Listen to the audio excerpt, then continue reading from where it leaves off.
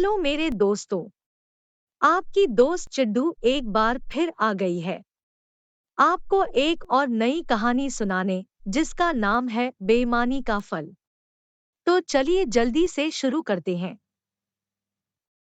एक दिन चार चोरों ने किसी बड़े व्यापारी के घर में चोरी करने की योजना बनाई और वह अपने नगर के एक बड़े सेठ के यहाँ चोरी करने पहुंचे। चूंकि उस दिन सेठ नगर से बाहर था, इसीलिए चारों चोरों ने आराम से सेठ की पूरी कमाई में हाथ साफ कर दिया और वह सारा धन लेकर जंगल की तरफ चले गए। चारों चोरों ने जंगल में ही रात बिताने का निश्चय किया, क्योंकि सुबह से सब ही भूखे थे।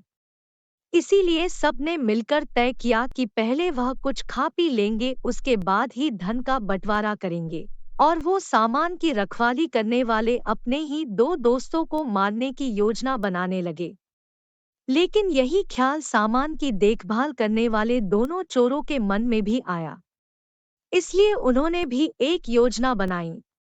खाना खरीदने गए दोनों चोरों ने खाना खरीदने के बाद उसमें जहर मिला दिया और वो अपनी योजना के मुताबिक अपने दोस्तों के पास वापस पास में ही एक शहर था, जहां खाने पीने का सामान आराम से मिल सकता था।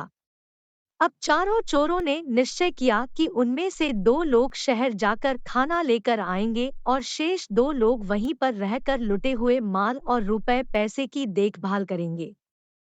दो चोर जो शहर में खाना लेने जा रहे थे, अचानक ही उनकी नीयत बिगड़ गई और उनके मन में यह ख्याल आया कि अगर हम सामान की देखभाल करने वाले दोनों चोरों को मार दें, तो हम दोनों लूटे गए माल को आधा आधा आपस में बांट सकते हैं।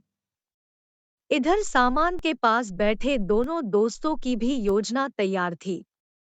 उन्होंने खाना लेकर आए अपने दोनों दोस्तों का बड़े प्यार से स्वागत किया और उन्हें कुएं पर चलकर हाथ मुंह धोने को कहा। जब दोनों चोर कुएं में जाकर हाथ मुंह धोने लगे तो दूसरे दो चोरों ने उन्हें जोर से धक्का मार दिया, जिसकी वजह से वो कुएं में गिर पड़े और उनकी तत्काल मृत्यु हो गई। इसके बाद बचे दोनों चोर खुशी खुशी अपने सामान के पास वापस आए और जोरों से भूख लगे होने के कारण उन्होंने खाना खाने के बाद लूटे हुए सामान को आपस में बांटने का फैसला किया। लेकिन खाने में तो जहर मिला हुआ था, इसीलिए जैसे ही उन दो चोरों ने खाना खाया, जहर उनके पूरे शरीर में फैल गया और वो दोनों भी तड़प तड़प कर मर गए। इस तरह चारों चोरों का अंत हो गया। तो देखा दोस्तों, अपने दोस्तों व परिजनों से कभी भी विश्वासघात नहीं करना चाहिए। विश्वासघात का नतीजा हमेशा बुरा ही होता है। ऐसी ही और मजेदार और अच्छी अच्छी कहानियां सुनने के लिए आप मेरा चैनल सब्सक्राइब कर सकते हैं।